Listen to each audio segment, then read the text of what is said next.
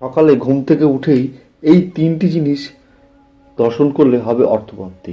শাস্ত্রে এই বিষয়ে বলা আছে যে যারা সকালবেলায় উঠে প্রতিনিয়ত ব্রহ্ম মুহূর্তে বা সকালবেলায় ঘুম থেকে উঠে এই তিনটে জিনিস রীতিমতো করতে থাকে, আস্তে আস্তে তাদের ভাগ্য চেঞ্জ হতে থাকে। তাদের জীবনে সমস্ত দুঃখ দুর্দশা চলে যাবে এবং মা লক্ষ্মীর আগমন হবে এবং চাকরি ব্যবসা এবং যা কিছু করে তাদের ইমপ্রুভ হতে থাকবে। সংসারে সুখ সমৃদ্ধি আসতে শুরু করবে এবং যারা ঋণের জালে জড়িত হয়ে আছে তাদের সামনে এত বেশি ইনকামের রাস্তা তৈরি হয়ে যাবে যে সেই ইনকামের রাস্তার উপরে কাজ করে তারা সমস্ত ঋণের জাল থেকে মুক্তি হতে পারবে এবং জীবনের প্রতিষ্ঠা হতে পারবে। বন্ধুরা, যারা ভিডিওটি শেষ পর্যন্ত দেখতে চান তারা ভিডিওটি শেষ পর্যন্ত দেখুন এবং ভিডিওটি ভালো লাগলে চ্যানেলটিকে সাবস্ক্রাইব করবেন, কমেন্ট করতে বলবেন না এবং বন্ধুদের মধ্যে শেয়ার করবেন। তো বন্ধুরা, আজকের ভিডিওতে আমি কিছু শেয়ার করব যে প্রাচীন শাস্ত্রে যেটা বলা আছে যে সকালে উঠে আপনি দর্শন করতে পারেন তাহলে আপনার ভাগ্য চেঞ্জ হতে বাধ্য। বন্ধুরা, আজ আমরা প্রত্যেকরা চেষ্টা করি, আপনারা অনেকে জানেন যে যা একটু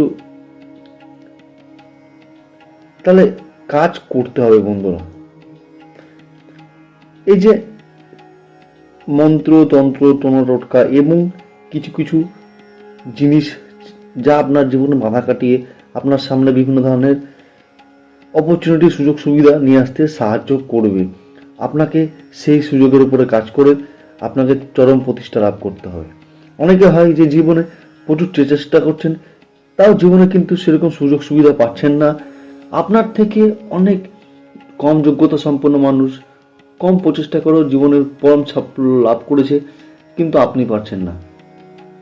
তো বন্ধুরা, যে টেকনিকগুলি আমি আলোচনা করব, যে কোনো টেকনিক সম্পূর্ণ শ্রদ্ধার সাথে আপনি যদি করতে থাকেন তাহলে 100% আপনি ফল পাবেনই। শুধু বিশ্বাস নিয়ে আন্তরিকতার সাথে, কারণ ঈশ্বর যখন আপনি পূজা করছেন, ঈশ্বরের কাছে যখন আপনি প্রার্থনা করছেন, যখন আপনি কিছু চাইছেন, তখন আপনাকে ঈশ্বরের প্রতি বিশ্বাস করতেই হবে। তাহলে সে কিভাবে আপনাকে সাহায্য করবে। তো আসুন আমরা জেনে নিই যে কীভাবে সকালে উঠে কোন তিনটে জিনিস দর্শন করলেই আপনার জীবনে চরম উন্নতি হবে, সুখ সমৃদ্ধি অর্থ মান সম্মান সব কিছুই আপনার দিকে আকর্ষণ হতে শুরু করবে। তো প্রথম জিনিসটা হলো বন্ধুরা, সকালবেলা ঘুম থেকে উঠেই আপনার কিন্তু মাটিতে পা দেওয়া চলবে না। ইয়েস বন্ধুরা, সকালবেলা ঘুম থেকে উঠে মাটিতে পা দেব না। তো বন্ধুরা, প্রাচীন শাস্ত্র মতে মনে করা হয় যে এই যে মাটি হচ্ছে আমাদের মায়ের মতো, এই পৃথিবী হচ্ছে আমাদের মায়ের মতো, আমাদের লালন পালন করেন। আমাদের একজন মা যেমন তার বুকের অমৃত খাইয়ে বাঁচিয়ে রাখে, সেই ধরিত্রী মাতাও কিন্তু এই পৃথিবীর বুকের বিভিন্ন ধরনের গাছপালা পশু পাখি জীবজন্তু সাধু সাপ বিভিন্ন ধরনের জিনিস সব আমাদের কিন্তু দান করে থাকে। যে সমস্ত কিছু আছে, শাক সবজি ফল বলতে আপনি যে কিছু ভাবতে পারেন। সুতরাং যে মাটিতে পা রাখার আগে ধরিত্রী মাকে প্রণাম করতে হবে। বন্ধুরা, আপনার মনে হতে পারে যে এগুলো আমি কি বলছি, কিন্তু প্রাচীন শাস্ত্রে উল্লেখ আছে যে ধরিত্রী মাকে প্রণাম করে আপনি, হে ধরিত্রী মাতা, আমি সারাদিন তোমার অবধ ছেলে, আমার জানতে অজান্তেই আমি তোমার বুকে পা রাখি, তোমার ওপরেই আমি সমস্ত ধরনের কাজকর্ম করি। হয়তো আমার জানতে অজান্তে তোমার কিছু অত্যাচার করে ফেলি, আমি তোমার অবধ সন্তান, অনুগ্রহ করে তোমার অবধ সন্তান ভেবে ক্ষমা করবে এবং আমার জীবনের উন্নতির জন্য সমস্ত রাস্তা দেখাবে। এভাবে আপনি প্রার্থনা করুন। বন্ধুরা, আপনি আপনার মন থেকে ধরিত্রী মাকে ক্ষমা চাইবেন এবং বলবেন, হে ধরিত্রী মাতা, আমি আপনার ওপর পা রাখছি, আপনি অভিমান করবেন না, আমাকে সাহায্য করবেন। এই বলে আপনি মাটিতে পা রাখবেন। যে কোনো কাজ হলো, এটা হলো প্রথম যেটি কাজ সেটি আপনি করবেন। অতটি ধরিত্রী মাকে পা রাখার আগে এটি করতে হবে। সকালে উঠে আপনি অনেক কিছু দর্শন করে ফেলেন, যেমন আপনি আয়না দেখেন, কখনো কোনো ব্যক্তির মুখ দেখে ফেলেন। তো এসব ধরনের কাজে আপনি রেজাল্ট পাবেন না। শাস্ত্রে উল্লেখ রয়েছে যে সকালে উঠেই আপনার করতল দর্শন করা উচিত, কারণ আপনার হাতই হচ্ছে কর্মের দ্বারা আপনার জীবনকে প্রতিষ্ঠিত করতে সাহায্য করে। আপনার হাতের মধ্যেই কিন্তু লক্ষ্মী সরস্বতী নারায়ণ বাস করেন। তো বন্ধুরা, সকালে ঘুম থেকে উঠেই আপনি উত্তর দিক বা বসুন এবং হাতের দিকে এইভাবে তাকিয়ে হাত দুটিকে জড়ো করে হাত দুটোকে দেখুন এবং এবং ভাবুন যে মা লক্ষ্মী কল্পনা করবেন। ঠিক মাঝখানে মা সরস্বতী ছবি কল্পনা করবেন মনে মনে এবং হাতের ঠিক তালুর জায়গাটি যেটি নারায়ণ বা গোবিন্দ বসবাস করছেন। মনে মনে হাতের দিকে তাকিয়ে ওপরে মা লক্ষ্মী আছে, হাতের মাঝখানে আছে মা সরস্বতী দি এবং হাতের নিচের দিকে আছে স্বয়ং ভগবান বিষ্ণু নারায়ণ বা গোবিন্দ বসবাস করছেন।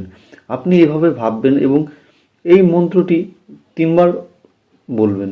হাতের দিকে তাকিয়ে দেখবেন এবং লক্ষ্মী নারায়ণ সরস্বতী নারায়ণ আপনার হাতে আছে এবং আপনি এই বলবেন, রে বসত লক্ষ্মী করো মধ্যে সরস্বতী, রে বসত লক্ষ্মী করো মধ্যে সরস্বতী এবং করো মূলতে গোবিদম প্রভাতে করণ দর্শনম। করগ্রে বসত লক্ষ্মী পরমধ্যে সরস্বতী কর মূলে গোবিন্দায় প্রভাতে করণ দর্শনম। এই মন্ত্রটি আপনি মনে মনে বলবেন এবং মনে মনে কল্পনা করবেন লক্ষ্মী, সরস্বতী এবং নারায়ণ বা গোবিন্দ আপনাকে আশীর্বাদ করছে এবং আপনার সারা শরীরে এই আশীর্বাদ অ্যাবজর্ব হয়ে যাচ্ছে। এটুকু কল্পনা করার পর আপনি হাত দুটিকে চোখে মুখে গুলিয়ে নিয়ে আপনি মাটিতে পা রাখবেন। আরেকটি জিনিস যেটি হলো বন্ধুরা, এই জিনিসগুলি আপনি যদি সকালবেলা উঠে দৈনন্দিন কাজে যাওয়া শুরু করার আগে যদি আপনি করেন তো এখানে কিন্তু আপনি ভুল করে ফেলেন। সেটি হলো কি, সকালে উঠে আপনি আপনার কাজ নিয়ে আপনার কাজ করবেন না, আপনি এইটা করুন, কিছুদিন করুন, সপ্তাহখানিক করলে আপনি পরিবর্তন বুঝতে পারবেন।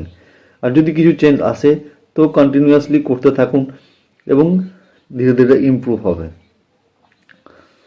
তো বন্ধুরা, বিশ্ব ব্রহ্মাণ্ড আপনাকে সমস্ত কিছু দেবে, আস্তে আস্তে দেবে।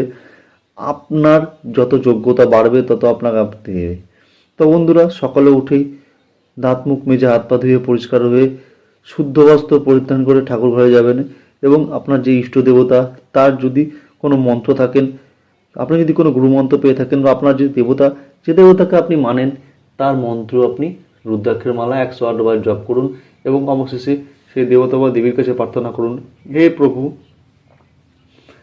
অনুগ্রহ করে আমাকে আমার জীবনে চলার পথে রাস্তা দেখান এবং আমি আপনার জীবনে প্রত্যেকটা পদে চলার পথে আপনাদের আশীর্বাদ প্রাপ্ত যেমন জীবনে থাকি। আপনাকে আমাকে সফল হওয়ার রাস্তা দেখান প্রভু।